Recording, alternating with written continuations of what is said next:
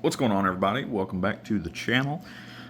Today we are going to be talking about what persuaded me to pick the Leatherman Surge going into 2025. What made me put this either in my pocket or on my hip for the foreseeable future?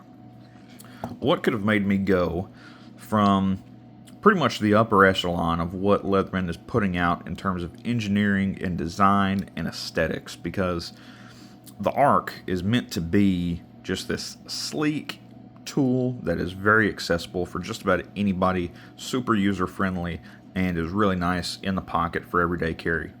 Nice and thin, not too heavy, and with it being slick, slides right in and out of the pocket.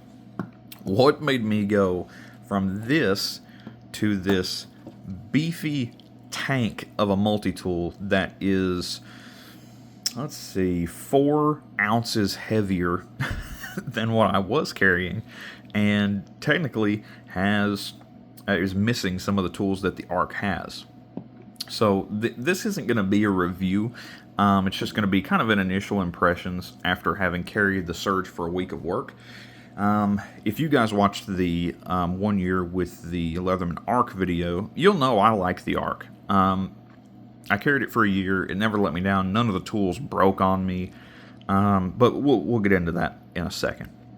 The first thing I do want to compare is knife blades. Now, I am not a knife snob by any means. I am not somebody that requires my blades to have a super high, just super prestigious blade steel. But I am somebody that wants the knife to do the job I need it to do. And for me, a knife blade's got to be slicey. It's got to be able to do kind of anything I ask of it. Food prep, cutting through cardboard. And if we compare the blades here, you can see the ARC blade's quite a bit thicker. And it comes down to the grind profile and just the overall blade shape and how they designed that blade. Now, that is to a positive and to a detriment of the ARC. The ARC blade is not as slicey as the drop point that they use. This is more of a sheep's foot style. This is more of a drop point style. I'm not typically a fan of a drop point blade, but I do think just the profile on this blade makes it quite a bit more slicey and makes it, in my opinion, the more pleasant knife to carry on a day-to-day basis.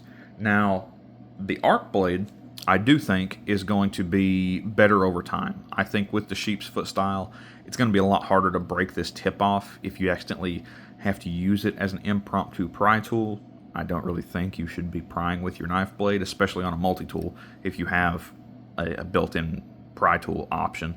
But that's that. I think, in my opinion, I know it's not the more premium blade steel, I like the blade on the Surge a little better.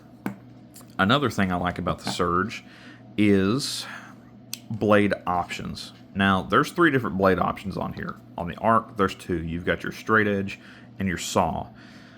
On the Surge, and it's something after carrying that Gordon multi-tool for a few weeks to test, it's something I really found myself missing after going back to my ARC.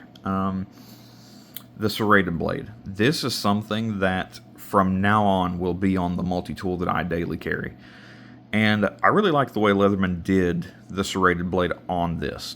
Only thing I would change as far as the serrated blade is flatten this out and put a chisel tip on it. I think that's something that they could really benefit from. It's not something you see super often. They did something very similar to that on the P4 and P2, I believe. But I do like this serrated blade. I like that it has the like half-inch section up here for draw cutting, whether it's package opening or just getting a cut started and then ripping the serrations through it. That's fine.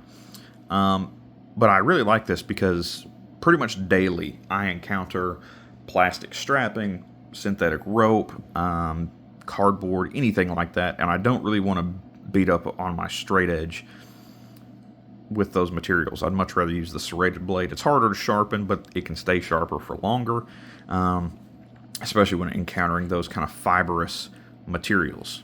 Now, moving into the scissors. This was the big shock for me with this tool. I had heard plenty of people rant and rave about these Surge scissors and how they are the only scissors that can really compete with Victorinox as far as what Leatherman has to offer. Now, the instance that I used these Surge scissors was trimming some length off of my belt. This is some material off of a groove belt. This is not like a sponsored groove belt section, but this is a concealed carry approved belt. It won't buckle over if you've got a sheath on it. So it's a robust material. It's thick, it stretches, it bends this way, but does not bend vertically. So we will try this with the ARC, and I'll show you why this was so surprising to me. We'll go over here on this smaller portion. Let's go right here.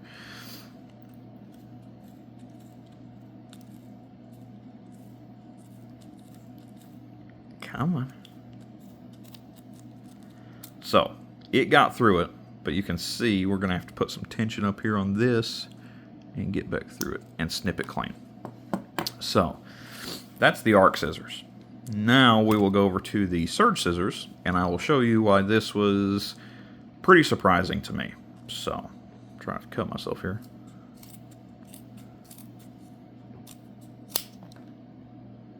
Pretty big difference in the cuts. if I'm being honest and just being totally transparent here.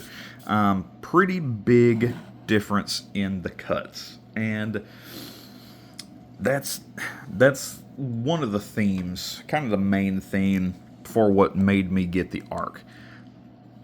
Get the Surge. There's a lot more confidence that you get from using a tool like the Surge. It's beefier, it's stronger.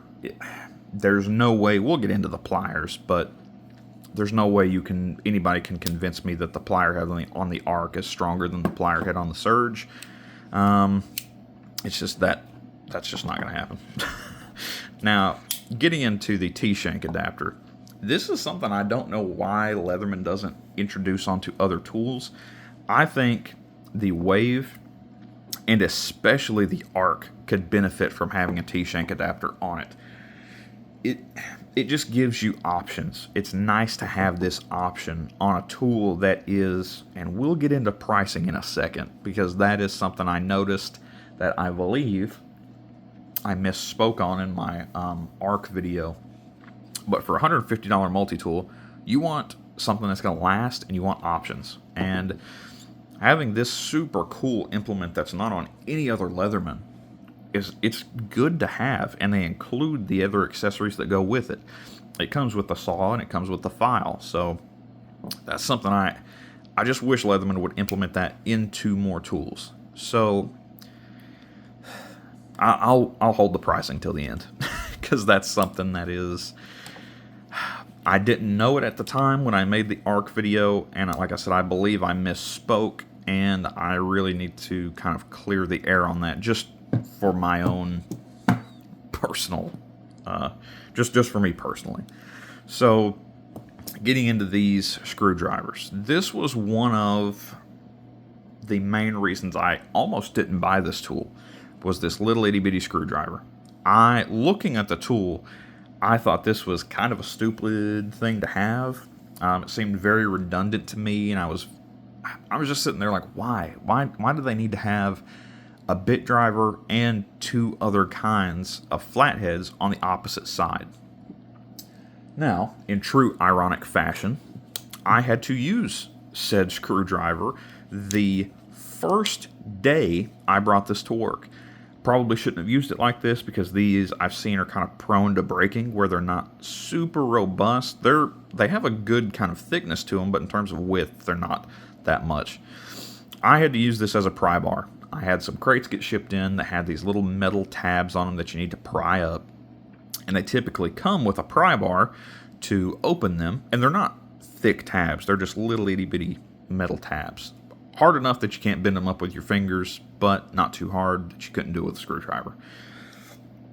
And this just so happened that the tip of this screwdriver was the exact size of the head of the pry tool that would fit in the hole of the tab and let me peel it up. So I kind of had to eat my words on the little screwdriver that I did not like. So Getting into the awl, this is another tool. This is one of the things that the Surge does better than the ARC, in my opinion. There is pretty much no comparison between the awls on these tools. Let me get the ARCs out here. There's no comparison on these. There's just not. I mean, you can look at them side by side here and see that there's not much of a comparison. This is all the way up to the butt of the tool. If we move this out to the actual end of the cutting edge of the awl, the one on the Surge almost doubles the length. And I just think the way they executed it is a lot better. They have the reaming edge. It's a little sharper. They have the sewing eyelet. I just think they did a better job on this awl. They probably had some space restrictions on the ARC that they couldn't fit this awl in for, but I wish they would have. Now, one thing, this is going to be... Oh, wait, I forgot the... one of the things that the ARC actually does better. I don't know if I already mentioned this or not. This is the big flat head pry bar. So, this is one of the things I believe the ARC actually does better. We'll look at the width of this here, and you can see that it's a pretty good chunk of steel. It's not super thick, but it comes down to a pretty good taper up here to use it as a screwdriver. But it's unanimous that this is a pry tool. Going over to the ARC, this is something I do believe that the ARC does better. This is a lot more steel when you compare these. This is a much heftier chunk of steel that comes on the ARC as opposed to the Surge. And it's to its benefit and to its detriment sometimes. Sometimes it's actually a little too thick to get up under something and get it pried, especially staples. That's a big thing I run into, is prying up staples on like wooden crates and stuff. So it's a really good pry tool. I've never had any issues out of it. I really haven't tested the one on the Surge. I think it'll work fine. Many people say it works fine for them. But getting into, this is going to be kind of a back-to-back kind of win section for the ARC. We're going to go to tool lockup. Now, I believe this comes down to the actual locking mechanism on the ARC. You can see this is a really robust lockup mechanism. You can see how thick it is. You can see how much area it covers. It spans the full width of the tool. And that's the same on the Surge. Their locking mechanism goes almost edge to edge on the tool. And it's still a pretty robust system. But I'll see if you guys can hear this. There is an ever so slight amount of play. You can kind of see it right there on the camera. But let me see if you can hear it. Very, very minute amount of play in the tools. It doesn't really worry me, but it's just something I thought was interesting. There's no side-to-side play, but there is an ever so minute amount of vertical play with the interior tools. Now, going over to the ARC, let's see here. Can't hear it because there is none. There's no side-to-side, no vertical play on any of the tools, on the smaller tools on the ARC. I just thought that was interesting. It's something that's kind of interesting to point out. The can opener, I don't know, man. It's a can opener. It's not something I use every day. I'll be surprised if I use this within the next few months. The wire stripper, I do appreciate the bigger wire stripper on the Surge. That's really nice. I've used it. It's a good wire stripper. Much better than the one on the ARC, just primarily because it's bigger. But we'll get into the pliers. We might as well nip this in the bud while we are here. So, if you guys watch the 1 year ARC review, you'll know I haven't really had any... The ARC pliers have never let me down, per se. I've used them. I don't want to say abused them, but I've used them. I've cut wire with them. And I don't think there's anybody on the planet, even if Tim Leatherman walked up to me and said, hey, I'm telling you right now, this is our strongest plier head we've ever made. You can't convince me that the Surge pliers are not stronger than the ARC pliers. They're thicker, they're beefier, especially down at the tips. I don't know. I think the pivots are the same size. The pivot on the ARC's actually, they look about the same. It might be a little bit bigger on the ARC. But I don't know. I'm not going to belabor the same point. The wire cutters on this are not my favorite on the ARC. But I have cut these have the same cutter geometry as the ARC. That's just Leatherman wide at this point. But I've cut the same wire with these that I could not cut on the ARC. And I think it just comes down to having more length down here at the bottom of the handles to really crank down on the wire and cut it.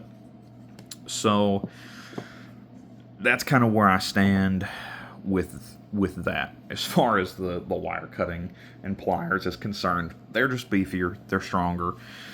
And that's going to kind of segue us into the final discussion here for these multi-tools. Now, I do think the ARC is a phenomenal tool, but I looked at the Leatherman website when I was purchasing my Surge and getting the details on it and trying to figure out which one would better fit my everyday carry. You cannot convince me. Now, I know I'm going to try my best not to rant here. The Leatherman ARC, when it came out, was $230. That's what I stated in my 1-year ARC review video. When I purchased it, I got it for $230, which for me is steep. Asking over $200 for a multi-tool is a big ask for especially the consumers at a company like Leatherman that started making tools to be an affordable alternative that you could either keep in your pocket or on your hip in case of emergencies, or just the spur of the moment situation arose and you want to have something that can perform the task with you. Now, the price on the Surge has also gone up, and it's gone up steadily throughout the years. The Surge, when I bought it, was $150.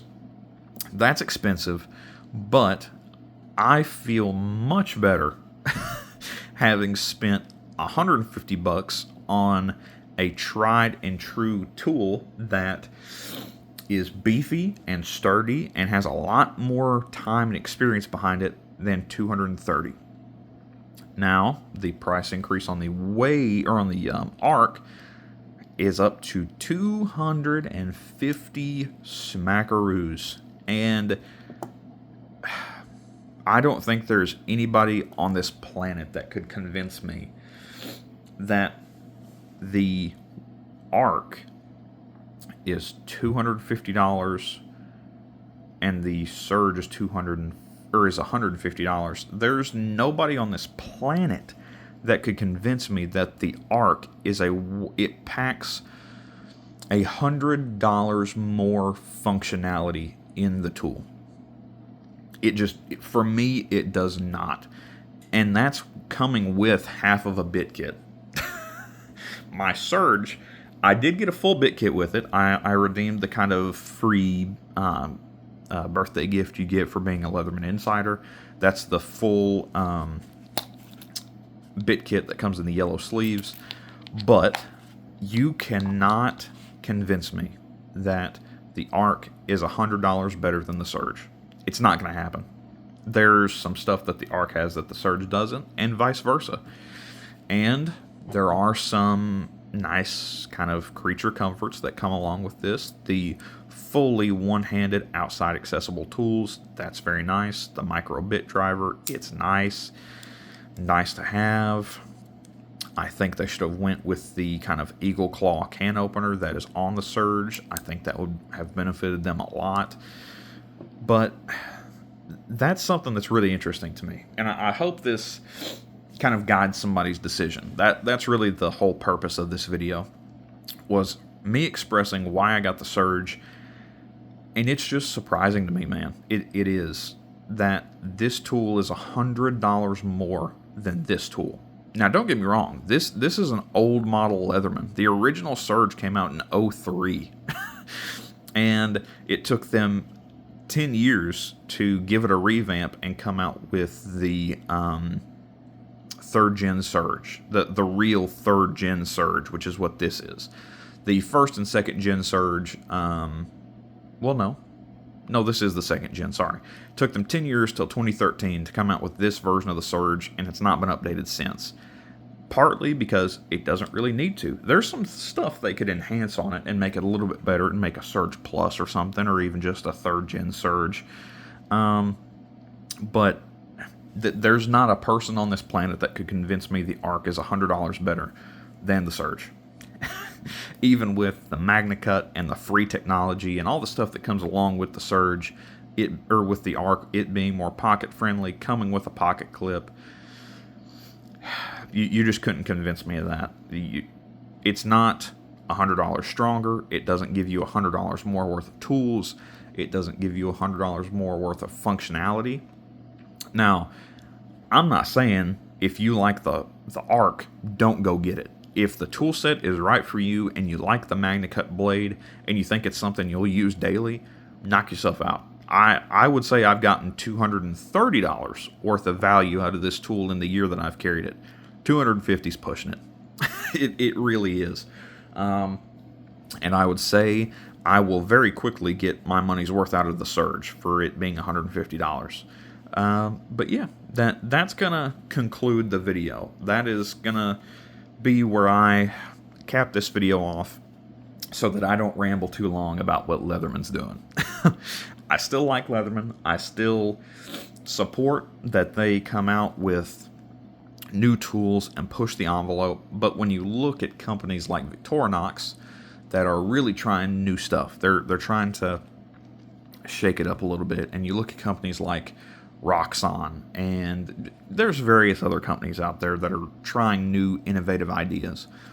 The free technology is a cool idea in theory, but I don't think it's as big of a deal as Leatherman's making it out to be. This is going to be their third generation free series product, and they've done a lot of good refining on it, but I think there's been a bigger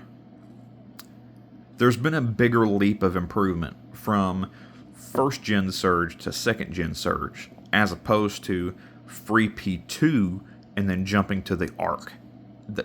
That's my opinion. That's the way I see it. And I don't know. You guys can make your own assumptions. You can make your own purchasing decisions. But to me, if somebody asked me, hey, should I get an ARC or should I get a Surge? I'd say, have you looked at the Wave? And they'd say, well, yeah. I'd say the Wave is a closer comparison to the ARC, and not to mention, it's even cheaper than the Surge. The ARC is $250, Wave is $120. So there's really nobody that can convince me the ARC is $120 better or $130 better than a Wave. That's a big ask. But hope you guys enjoyed the video. I will be doing a full review of the Surge here in a few months. I think I am going to make a video talking about all of the Leathermans I have. I don't have a big collection, but it's big enough for me, so I think that's going to be the next video. If that's something you guys are interested in seeing, let me know. I'll make the video on it. I can make videos on pocket knives. I've got a pretty good collection of pocket knives, so if you guys want to see my opinions on pocket knives and kind of where the industry is going there, or if you want to see more on multi-tools, feel free to let me know. Thank you guys for watching, and I'll see you around.